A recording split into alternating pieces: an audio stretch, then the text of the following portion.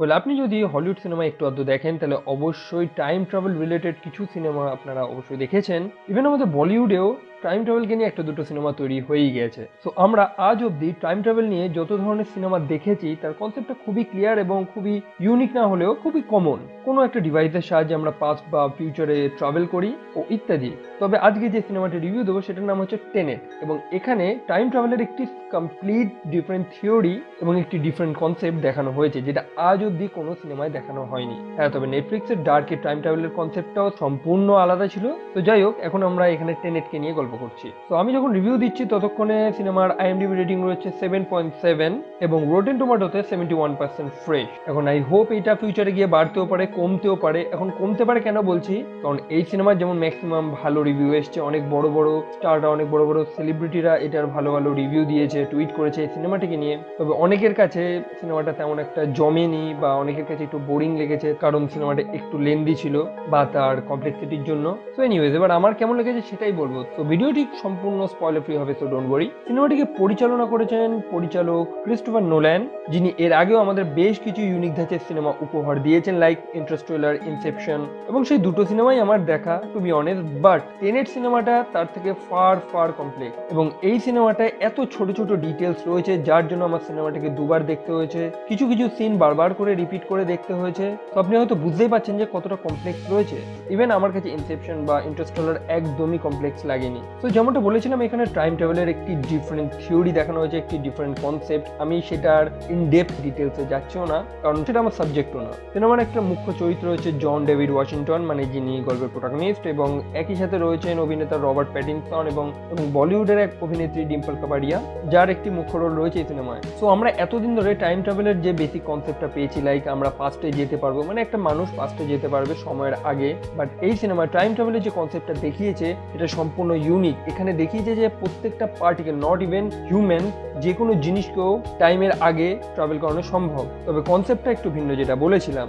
এখানে দেখানো হয়েছে যে একই দুনিয়ার মধ্যে দুটো দুনিয়া এক্সিস্ট করে। একটা হচ্ছে সময়ের সাথে চলে, মানে যেটা ফরওয়ার্ড ইন টাইম, আর একটা হচ্ছে ব্যাকওয়ার্ড, মানে সময়ের বিপরীতে চলে, এবং ফিউচারের সায়েন্টিস্টরা সেটা ডিসকভার করে নেয়। এখানে টাইমের ব্যাকওয়ার্ড বলতে বোঝাতে চেয়েছি যে একটি নির্দিষ্ট মানুষ বা কোনো অবজেক্ট বা যে কোনো বস্তুকে যদি সময়ের বিপরীতে পাঠানো হয়, তার পার্সপেক্টিভে গোটা দুনিয়াটা চলবে ইনভার্ট, যেটা আপনি সিনেমাটার ট্রেলার দেখেও কিছু কিছু বুঝতে পারবেন।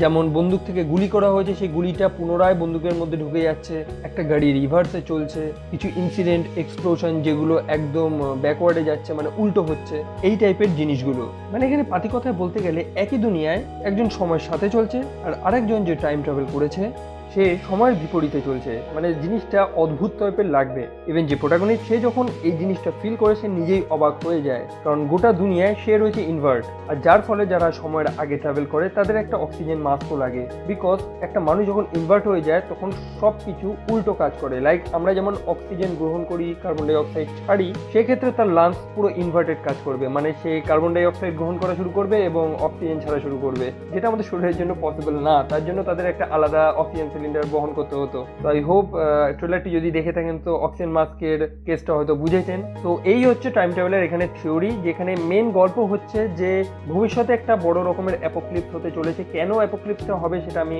একদমই বলবো না, এবং যে কাজটার উপর ইনভলভ রয়েছে কিছু মানুষ যারা ফিউচার থেকে এসেছে, বলে তাদের টার্গেট কি, এবং যারা ফিউচার থেকে এসেছে তারা কারা, সেটাও আমি এখানে বলবো না। সিনেমায় রবার্ট প্যাটিনসনের একটি গুরুত্বপূর্ণ রোল রয়েছে, যেটা সিনেমার এন্ডিং এ গিয়ে আপনাকে একদম শক করে দেবে, এবং সিনেমায় ডিম্পল কাবাডিয়ারও একটি গুরুত্বপূর্ণ চরিত্র রয়েছে, যিনি একজন ওয়েপন্স ডিলার। তো আর বেশি কিছু নেই বলার। তো যেটা বললাম আশা করি বুঝেছেন, কারণ এর থেকে বেশি বললে স্পয়লার দেওয়া হয়ে যাবে। বেসিক্যালি এরা কি করে যে টাইমের আগে গিয়ে বা টাইমটাকে ম্যানিপুলেট করে এরা কিছু জিনিস চেঞ্জ করে, লাইক যে কনসিকুয়েন্সেসটা অলরেডি হয়ে গিয়েছে সেটা যাতে আর না হয়। তবে এই সিনেমাটা সত্যি একটি মাইন্ড ব্লোয়িং সিনেমা, যদি আপনি একবার এটাকে বুঝতে পারেন। যেমনটা আমি বলেছিলাম যে সিনেমাটা বুঝতে আমার প্রথমে একটু সমস্যা হচ্ছিল, বাট পরে আমার একদমই আর সমস্যা হয়নি। অ্যান্ড সিনেমা রিলেটেড অনেক এক্সপ্লেনেশন, অনেক থিওরি আপনি ইউটিউবে অলরেডি অ্যাভেলেবেল রয়েছে, আপনি দেখে নিতেই পারেন।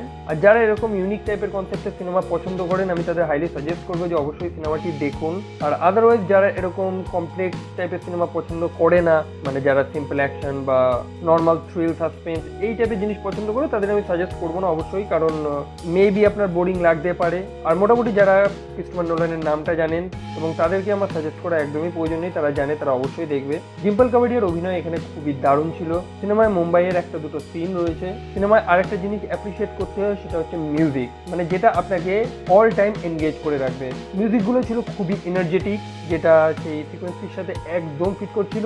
আর মোটামুটি যারা ক্রিস্টোফার নোলানের সিনেমাগুলো দেখে তারা জানে যে তিনি বিজিএম এর উপর খুবই ফোকাস করে, মানে ব্যাকগ্রাউন্ড মিউজিকের উপর, আর যেটা অবশ্যই প্রয়োজন। তো আপনি যদি একবার গল্পটা বুঝে যান না, তারপর দ্বিতীয়বার যদি দেখেন, একদম অসাধারণ লাগবে সিনেমাটা, মানে রিয়েলি বলছি। হ্যাঁ, অনেকের সময়ের অভাব আছে, দ্বিতীয়বার দেখা প্রত্যেকের পক্ষে সম্ভব না। অনেকে এটা বলতেও পারে যে একই সিনেমা আমি দুবার কেনই বা দেখবো, তাই এটা প্রত্যেকেরই ব্যক্তিগত ব্যাপার। অ্যান্ড আবারও বলছি, সিনেমার ব্যাকগ্রাউন্ড মিউজিক ছিল অসাধারণ। যাই হোক, আমার এটুকুনি বলার ছিল, সবাইকে হাইলি সাজেস্ট করবো অবশ্যই দেখুন। অ্যান্ড আবার দেখা হবে পরের ভিডিওতে।